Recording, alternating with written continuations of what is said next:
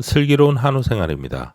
최근 한우 번식우에게 젖소 사료를 먹이는 농가가 많이 있습니다.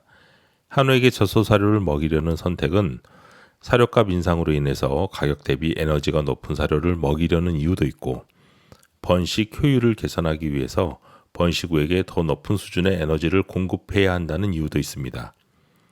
젖소 사료를 먹여서 실제로 번식이 개선되었다는 농가도 있고, 반면 원래 잘 되던 번식이 문제가 생겼다는 농가도 있습니다. 먼저 말씀드릴 것은 이 영상은 젖소 사료를 한우에게 먹여서는 안 된다는 그런 내용이 아니며, 다만 이를 통해서 혹시 문제가 생긴 농가가 있다면 이유는 무엇이고 어떤 방법으로 해결해야 되는지 알려드리고자 함에 있습니다. 먼저 젖소의 생리적 특징과 여기에 맞게 설계된 젖소 사료가 한우 번식우 사료와 어떻게 다른지 아는 것이 먼저일 것입니다. 젖소의 생산성은 우유를 만드는 데 있기 때문에 이를 위해서는 많은 에너지가 필요합니다. 그래서 젖소 사료는 영양가가 높습니다. 반면 한우 번식 후의 사료는 몸을 유지하는 데 필요한 에너지와 번식에 필요한 에너지만을 위한 것이기 때문에 상대적으로 에너지가가 적습니다. 이 두 사료를 비교하면 각각 장단점이 있습니다. 젖소 사료는 에너지가 큰 장점이 있지만 저사료와 농우사료 비율이 깨지는 등 조그마한 불균형에도 소가 많은 영향을 받습니다. 반면 한우 번식후의 사료는 에너지 가가가 적어서 상대적으로 번식장애의 위험이 적습니다. 젖소 목장의 경우 이런 위험성을 보완할 만한 대책을 가지고 있습니다. 개체마다 필요한 에너지에 대한 기준이 있고 이에 맞게 급여되는 프로그램이 정해져 있습니다.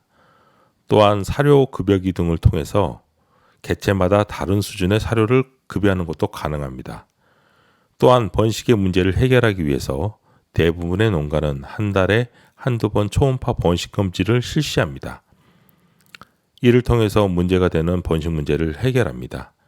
만약 한우에게 젖소 사료를 먹인다면 위와 같은 일종의 보완책들이 필요합니다.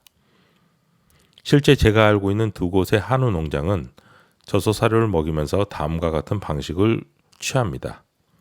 A 농장은 사료 급여기를 사용하면서 개체마다 어느 정도 사료 급여량이 적당한지 찾아가는 동시에 발생하는 번식의 문제를 초음파 검진을 통해서 해결해 나가고 있습니다. 시간이 지나면서 자신만의 데이터와 노하우가 생기면 번식 문제도 점차 줄여나갈 수 있다는 확신을 가지고 운영을 하고 있습니다. 또 다른 B의 농장 같은 경우는 젖소 사료를 쓰면서 생기는 번식 장애의 문제를 치료하지 않고 바로 비육으로 전환하는 방식을 취하고 있습니다.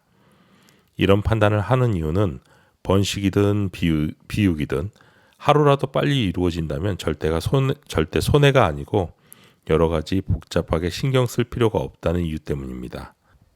이제 위의 두 경우가 아닌 젖소 사료가 좋다는 남의 이야기를 듣고 젖소 사료로 바꿨다가 번식에 문제가 생겨서 다시 한우 사료로 돌아가려는 분들을 위한 내용입니다. 이 경우 사료를 바꿀 때는 한 번에 바꾸지 말고 젖소 사료는 점점 줄이면서 한우 사료는 점점 늘리는 방식으로 하시되 약 한 달의 기간을 두고 하시면 됩니다.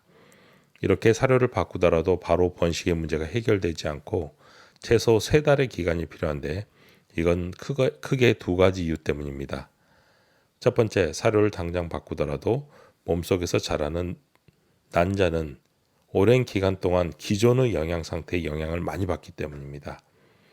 번식 후의 난자는 몸속에서 자라는데 약 2-3달이 걸리는데 이미 몸속에서 자라는 난자가 기존 영양 상태에서 완전히 벗어나려면 적어도 3달의 기간이 걸린다고 생각하셔야 합니다. 두 번째, 난소는 원래 상태로 복원하려는 성격이 있기 때문입니다. 젖소 사료를 급여하면 대표적으로 낭종에 문제가 생깁니다. 낭종은 난소의 난포가 탁구공처럼 부풀어 오르는 것인데 인공수정을 하면서 난소를 만져본다면 이를 쉽게 발견할 수 있습니다. 한 가지 특이한 점은 낭종을 터뜨려도 반복적으로 다시 낭종이 나타난다는 것입니다. 이 이유는 마치 손에 박힌 굳은 살을 제거해도 다시 굳은 살이 생기듯이 난소도 원래 상태로 돌아가려는 성질이 있기 때문에 반복적으로 낭종이 생길 수 있습니다. 이를 해결하기 위해서는 난소를 정상적으로 돌리는 일종의 난소 클리닝이 필요합니다. 초음파를 통해서 난소 검진을 하고 완벽하게 치료가 될 때까지 정상화하려는 과정이 반드시 필요합니다. 최근 젖소의 사육 방법과 기술을 한우에게 적용하려는 경우가 많이 있습니다. 그런데 너무 장점만 부각하다 보니 생길 수 있는 부작용에 관해서는 크게 고려하지 않는 경우도 많이 있습니다.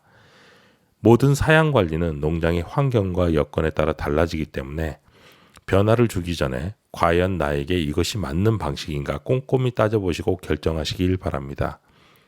오늘의 내용이 도움이 되셨다면 좋아요를 눌러서 더 많은 분들이 보실 수 있도록 해주시기 바랍니다. 오늘도 시청해 주셔서 감사합니다.